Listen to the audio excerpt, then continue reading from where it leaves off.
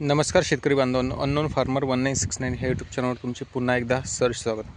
मित्रांनो, आपण ज्या प्लॉटमध्ये आलेलो आहोत तो आहे आपला 1.5 एकराचा प्लॉट. आणि अवकाळी 2-3 पाऊस झाली, त्यामुळे इतर पिकांना तर फार मोठं नुकसान आहे, परंतु त्याचा एक फायदा तूर पिकाला झाला. आणि तोच फायदा आपण कशा पद्धतीने झाला तो बघणार आहोत. आता मित्रांनो, आपली जी लागवड आहे ती बागायती आहे, परंतु आता सध्या परिस्थितीमध्ये आपण त्याला कुठलंच पाणी दिलं नाही.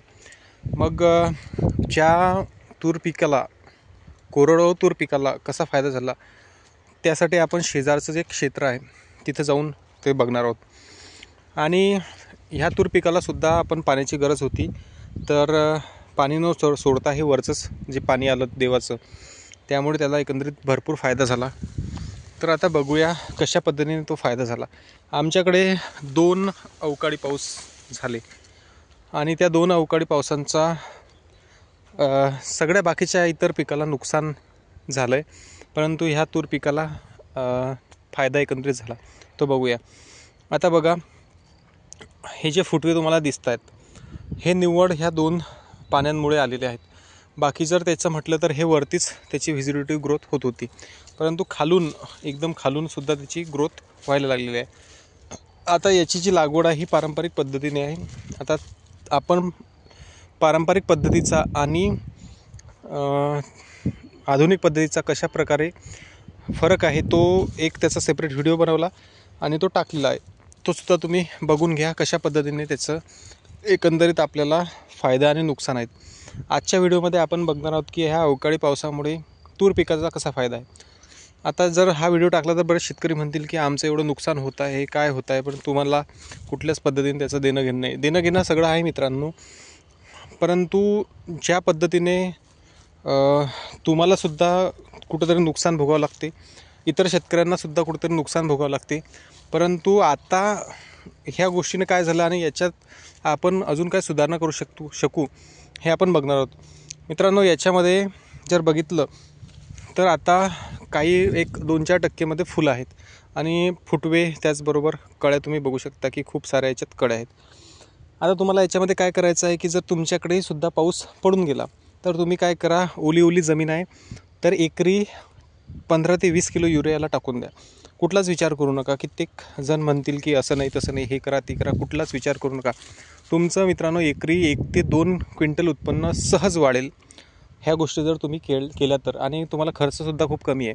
कुठलाच विचार करू नका, कुठल्याच कीटकनाशक किंवा कुठलंच काही त्याच्यामध्ये टॉनिक सध्या फवारणीमध्ये आपण ते घेऊ, परंतु कोणाचंच ऐकू नका. कोणी जरी काही म्हणत असेल की तुम्ही असं केलं तसं होईल, काहीच नाही.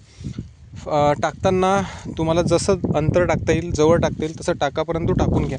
त्याचा खूप सारा बेनिफिट झालेला आहे, तो सुद्धा व्हिडिओ आपण त्याच्यामध्ये सांगितलेला आहे, आपलं जे क्षेत्र आहे त्याच्यामध्ये.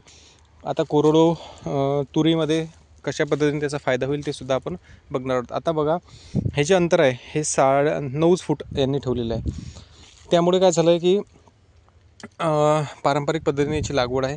तुम्ही बघू शकता की खाली असं ट्रॅक्टरच्या माध्यमातून किंवा बैलजोडीवर याची लागवड आहे. आणि आपल्याला माहिती आहे की कोरडवाहूमध्ये शक्यतो पाण्याची कुठलीच आपण म्हणजे पाणी देण्याची कुठलीच आपल्याला सुविधा नसते, त्यामुळे ह्या गोष्टी केल्या जातात. परंतु आता सध्या परिस्थितीमध्ये जरी बघितलं तर खूप सारी लेलेली आहे तूर. आता हे कशामुळे झालं आहे, हे एकंदरीत पाऊस आला, त्या पावसामुळे बरीचशी त्याची वाढ झाली आणि अजून त्याचं चांगल्या पद्धतीने आपल्याला उत्पन्न झालं पाहिजे. त्यासाठी आपल्याला ही पहिली गोष्ट करायची आहे की तुम्ही याच्यामध्ये युरिया टाका 15 किलो. तो युरिया ऑटोमॅटिकली विरून जातो खाली मुळांना. याच्या मुळं जे असतात ते वरतीच असतात, त्यामुळे तो लागून जाईल. आणि दुसरी गोष्ट, तुम्ही जर पहिली फवारणी घेत असाल तर तुमच्या तूर पिकामध्ये जसं इथं आहे, इथं काय आहे की कुठलाच अजून प्रादुर्भाव नाही आहे, रोग नाही आहे तो फक्त हे पाने गुंडाळणाऱ्या अळीचा रोग आहे. तर त्यासाठी आपल्याला प्रोफेक्स सुपर किंवा प्रोक्लेम घ्या, 2 पैकी एक घ्या अळीनाशक, आणि त्याच्यामध्ये कुठलंही टॉनिक घ्या, स्वस्तात मस्त टॉनिक घ्या. त्याचासुद्धा सेपरेट आपण व्हिडिओ बनवलेला आहे, तो सुद्धा तुम्हाला टाकलेला आहे, तुम्ही बघून घ्या कशा पद्धतीने. आणि त्याचे फायदा जसा होतो तसं आपण व्हिडिओ बनत जातो 7-8 दिवसांनी कसा पद्धतीने फायदा झाला. युरिया टाकल्यानंतर आपल्याला जो फायदा झाला त्याचासुद्धा आपण व्हिडिओ बनवलेला आहे. युरिया टाकण्याचा आपण व्हिडिओ बनवलेला आहे. ड्रीपच्या माध्यमातून. साधा जेव्हा युरिया टाकला तेव्हासुद्धा आपण व्हिडिओ बनवला आहे. म्हणजे एकंदरीत सगळे स्टेप बाय स्टेप आपण टाकत असतो. पुन्हा एकदा जर तुम्हाला व्हिडिओ आवडत असेल तर लाईक करा, सबस्क्राईब करा, शेअर करा आणि कमेंट करायला विसरू नका. आता याच्यामध्ये जे तुम्हाला सांगितलं, पहिलं युरिया टाकून घ्या, दुसरं पारंपरिक पद्धतीने आपली ही लागवड आहे. त्यामुळे याच्यामध्ये तुम्ही पहिली फवारणी जेव्हा घेत असाल तर साधं आणि सोपं औषध, काही जास्त खर्च नाही आहे, कुठल्याच पद्धतीने जास्त खर्च करण्याचं काही कारण नाही. ते सगळ्या गोष्टी केल्यानंतर तुम्हाला 8 ते 10 दिवसामध्येच फुल रिझल्ट मिळेल. पहिलं गोष्ट करायची आहे, तुम्हाला युरिया टाकून घ्यायचा आहे. त्याच्यानंतर 1-2 दिवसानं म्हणा किंवा 3 दिवसानं म्हणा तुम्हाला त्याच्यामध्ये फवारणी घ्यायची आहे. साधी सिंपल फवारणी घ्या, त्याच्यामध्ये टॉनिक कुठलंही एक वापरा, एकदम भारी रिझल्ट हा भेटतो. आणि त्या गोष्टी केल्यानंतर तुम्हाला त्याचा आता ह्याच्यामध्ये जर तो रिझल्ट भेटत असेल तर तुम्हाला का नाही भेटणार. त्यामुळे तुमचं जरीही कोरडवाहू क्षेत्र असेल तरी तुम्हाला ती गोष्ट करायची आहे. आता झाल्या ह्या 2 गोष्टी. आता याच्यामध्ये जर पाऊस पडला नसता तर एवढ्या पद्धतीने याला फुटवे नसते. आणि कित्येक शेतकऱ्यांचं जे सोयाबीन तूर पीक आहे त्याच्यामध्ये कोरडवाहूच आहे, बरेच शेतकऱ्यांचं. आता अवकाळी एकूण पाऊस आला आणि त्याचा आपल्याला कुठेतरी चांगला फायदा झाला पाहिजे. त्यासाठी ह्या सगळ्या गोष्टी आपल्याला करणे गरजेचं आहे. तुमचं कसंही 1 ते 2 क्विंटल उत्पन्न कसंही वाढते, ह्या गोष्टी तुम्ही करा. आता बरेच शेतकरी म्हणतील की हा जो अवकाळी पाऊस आहे त्याने आम्हाला तोटा आहे. आता प्रत्येकाला तोटा आहे, परंतु आता ज्या पिकासाठी आपल्याला फायदा होत असेल तर त्याचं काहीतरी अजून ग्रोथ झाली पाहिजे, त्यासाठी आपण हे व्हिडिओ बनवतात. त्याच्यामागचं कुठलंच असं उद्दिष्ट नाही की असं झालं आहे, तसं झालं आहे. आता आपल्याला माहिती आहे कपाशीचं फारसं नुकसान आहे, खूप सारं नुकसान आहे. त्याच्यापेक्षा मका पिकाचं खूप नुकसान आहे. कित्येक लोकांचं मका सोंगणी केलेली आहे, तसाच पडून आहे. हे 2-3 पाऊस झाले, त्याला कोंब फुटण्याची शक्यता आहे. त्यानंतर जर कापसाचं असं झालं आहे की कापसाचा जो कापूस आहे हा लोंबत आहे. ह्या सगळ्या गोष्टी झालेल्या आहे. परंतु आता सध्या परिस्थितीमध्ये आपलं काय आहे आणि आपण त्याच्यात आणखी काहीतरी कसं चांगलं करू शकू, त्यासाठी हा आपण व्हिडिओ बनवलेला आहे. तर याचा असा हा बेनिफिट आहे. तुम्ही त्या गोष्टी करा, चांगला तुम्हाला त्याचा बेनिफिट एकंदरीत मिळेल.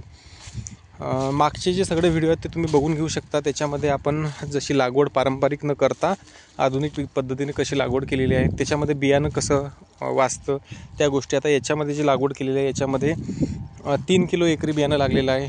त्यामुळे त्यासुद्धा गोष्टी म्हणजे सुरुवातपासून कशा आपल्या वाचत जातात. आता कोरडवाहू जरी असलं तर याची जर सुद्धा लागवड जर 2-2 बियाणं केलं असतं तर याच्या एकाच झाडाला चांगले असे भरपूर 25-30 फुटवे असते. म्हणजे आलं तिथंच. मग आपलं बियाणं वाचलं असतं. दुसरी गोष्ट, खत टाकताना व्यवस्थित टाकलं गेलं असतं. ह्या सगळ्या गोष्टी एकंदरीत झाल्या असत्या. आणि विशेष म्हणजे जेवढा तुम्ही खर्च कमी कराल कुठल्याही पिकात तेवढंच एकंदरीत तुम्हाला फायद्याचं आहे. आता आपल्याला माहिती आहे की सोयाबीनमध्ये आपल्याला काहीच उरत नाही, निव्वळ खर्चामध्ये जाते. म्हणजे शेवटपर्यंत आता तूर फवारणीपर्यंत जर बघितलं तर ह्या सोयाबीनच्या खर्चामध्येच आपलं सगळं वाटोळं होऊन जाते आणि राहतो जो पैसा फक्त शिल्लक तुरीचा. त्यामुळे जेवढा आपल्याला खर्च टाळता येईल, कमी करता येईल तेवढा आपल्याला करायचं आहे, लागवडीपासून ते काढणीपर्यंत. मग ह्या सगळ्या जर गोष्टी आपण करत असू तरच कुठेतरी आपल्याला बेनिफिट आहे. आणि त्याचा एकंदरीत फायदा झालेला आहे, तो सुद्धा आपण पूर्ण दाखवलेला आहे. म्हणजे या क्षेत्रामध्ये आपण उभा आहोत. हे आहे पारंपरिक पद्धतीने लागवड.